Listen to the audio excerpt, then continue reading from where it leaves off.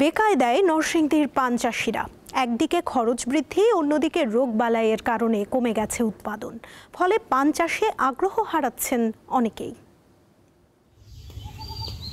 নরসিংদীর পান ভোক্তাদের কাছে এক কথায় অসাধারণ। এর স্বাদ অতুলনীয়। দেশজুড়ে সুনাম রয়েছে এই পানের। বিদেশেও এর বেশ চাহিদা, তাই অল্প পরিসরে যাচ্ছে বিভিন্ন দেশে। এই পান থেকে আসে বহু চাষিদের জীবিকা।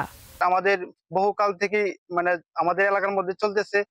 নরসিংদী জেলায় প্রধানত কলা, লটকন আর পান বিখ্যাত। আমাদের সুস্বাদু পান সবাইকে একবার হলো টেস্ট করার জন্য এবং আমাদের পানকে যেন যে স্বীকৃতি হিসেবে দেওয়া হয়।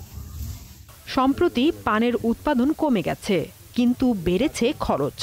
এই অবস্থায় মিলছে না ন্যায্য মূল্য, ফলে কমেছে পানের আবাদ। কৃষি অফিসের তথ্য অনুযায়ী 10 বছর আগে নরসিংদী জেলায় 320 হেক্টরের মতো জমিতে পান চাষ হতো। চলতি মৌসুমে তা কমে হয়েছে 250 হেক্টর।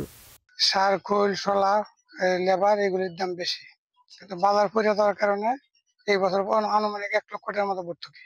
আগে বেচতাম 1200, 1000, ওখানে নামায় বসে আমি মনে করেন এই 2 কুড়ি ফান 200 টাকা বা 100 টাকা 150 টাকা। বছর দেখা গেল যে আমাদের খরচটা 1.5 থেকে 2 লাখ টাকা পড়েছে, কিন্তু আমাদের বিক্রি হয়েছে 70 থেকে 80,000। কাজ করতেছি যাতে মানসম্মত পান উৎপাদনের মাধ্যমে এটা আমরা বিদেশে রপ্তানি করে এবং কৃষকরা যাতে এটা আরো লাভবান হতে পারে সে ব্যাপারে আমরা কাজ করে যাচ্ছি। নরসিংদী জেলায় পান চাষ বেশি হয় মনোহরদী উপজেলার কৃষ্ণপুর, খদ্দিরপুর, লেবুতলা ও চালাকচর ইউনিয়নে। সাদিয়া চৌধুরী, দীপ্ত, বার্তা কক্ষ।